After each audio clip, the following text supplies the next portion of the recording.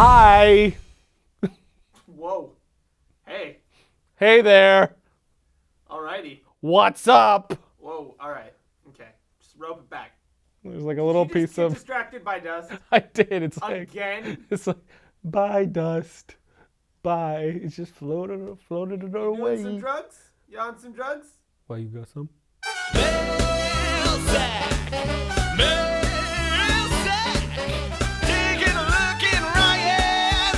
Do you think Ronins are becoming overused and filmmakers using them too much restricts them from using other cinematography techniques?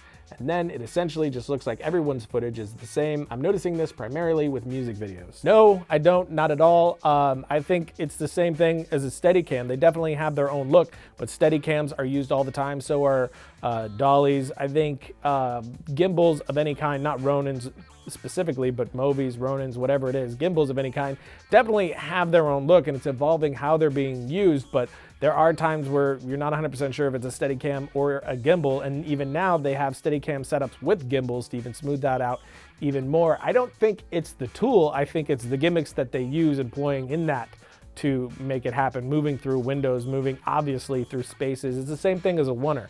I love oneers until it's pointing out to you that it's a oneer. It's proud of itself that it's a oneer, that, oh, this shot is still going.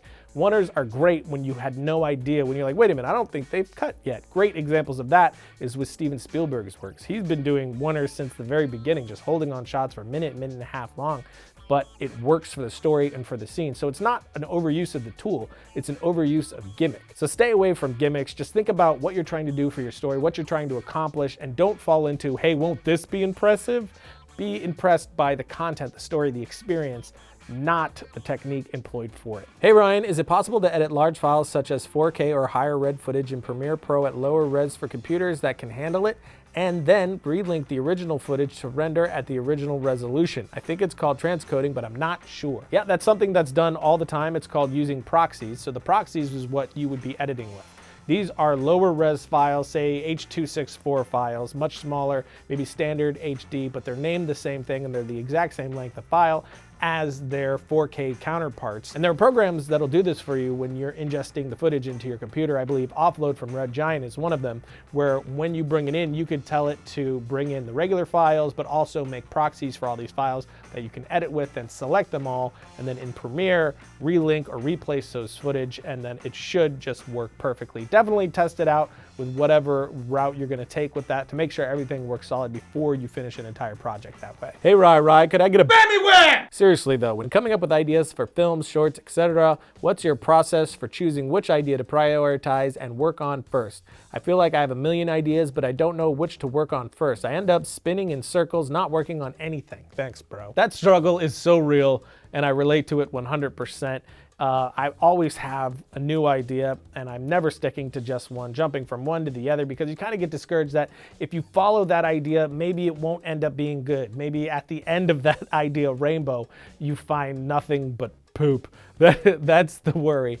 But you really need to just start dedicating yourself to an idea, attacking it, finishing it, and maybe it doesn't turn out great, but you're definitely gonna have some concepts in there that are good that you can then use for other things. So you end up coming up with basically just this bullet point of things that you can pull from later that's gonna make developing a really good idea a lot easier down the road. And sometimes you kind of just know. An idea hits you and you're way more passionate about it, you're way more obsessed about it than you are with any of the other ideas that have come through. And when those happen, definitely pursue those. But it's a matter of just disciplining yourself to really sit down and start chasing ideas. That's something that I've been working on for the past few years, and it is a must. What are your thoughts about movie trailers that show things that don't end up in the final film? This is actually topical right now because of the guy suing the Suicide Squad movie for the cut Joker scenes. Well, first of all, people suing or creating petitions over anything in the entertainment and pop culture sphere is psychotic. Am I alone in this?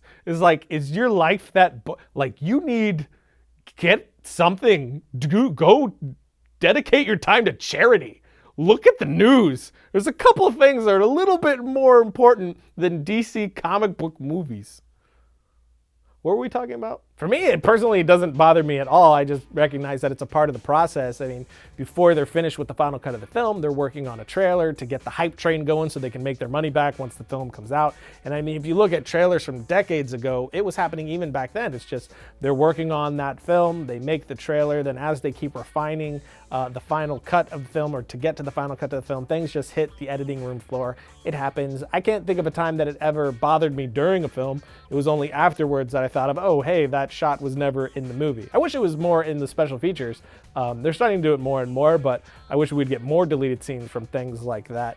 But for trailers, the thing that bothers me is how long they are now, how much they give away. It kind of pulls away the experience for me when I go see the movie. So I try to just watch the teaser only and no trailers after that until I see the film, because for me, it lessens the experience once I'm, given that much of the movie. I mean, 3 minutes for a trailer is a bit much. Will you guys be making any new assets? Yes, we're working on a ton. We're partnering with Rampant Design for a bunch of really cool stuff, but we have some stuff even outside of that with music and sound effects, all kinds of stuff coming that we have planned for this year and for next year. We're just gonna keep producing things to try to create a store that's just the end all be all for indie filmmakers, just trying to make stuff that is at a high quality level without being, the budgets that you need to shell out for some of that high quality and more standard pro stuff. Last question, is it possible to get good cinematography if you're only using a desk lamp? That's all I have to light my scene. Yes, of course. It's all a matter of your location. Is there ambient light in the room?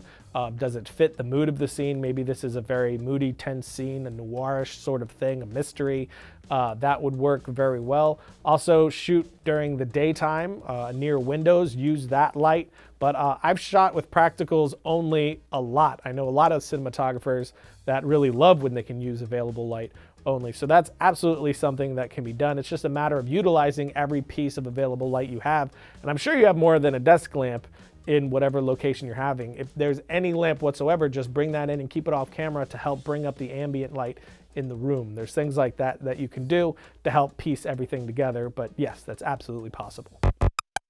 Working in the film industry is an exciting and rewarding experience, but if you don't know how to get involved or aren't quite sure what role you want to take on, Full Sail University can help you out. Full Sail offers film degrees on campus and online that can really show you what it's like to work on a set from start to finish. You even get to work hands-on with the same equipment that the professionals use. The campus undergraduate film program introduces you to the different roles involved in filmmaking so you can figure out if you're more of an editor, director, or even camera operator. Also, check out the online digital cinematography degree where you can learn the film basics with the modern digital spin. Or maybe you already have film experience and are ready to take your skills to the next level. You can build a graduate level portfolio, perfect your technique with the film graduate degree. Full Sail grads have gone on to work on films including Avengers, Age of Ultron, Minions, Jurassic World, Frozen, and a ton more. If you want to find out more about these programs and how to get started, visit fullsail.edu/FilmRiot. So that's it for today, which means it's time for my suggestion of the week, and this one is an extra pile of awesome. It's this old Japanese documentary about Steven Spielberg. They came and interviewed him and followed him around during the filming of The Twilight Zone. There's only a little bit about Twilight Zone in there, but you actually get to see him on set, directing a little bit, and there's a ton of interviews with him and some amazing other people like Robert Zemeckis, so definitely check that out right here. It's over an hour long and filled with awesomeness. That's it for today. Till next time, don't forget to write, shoot, edit, repeat.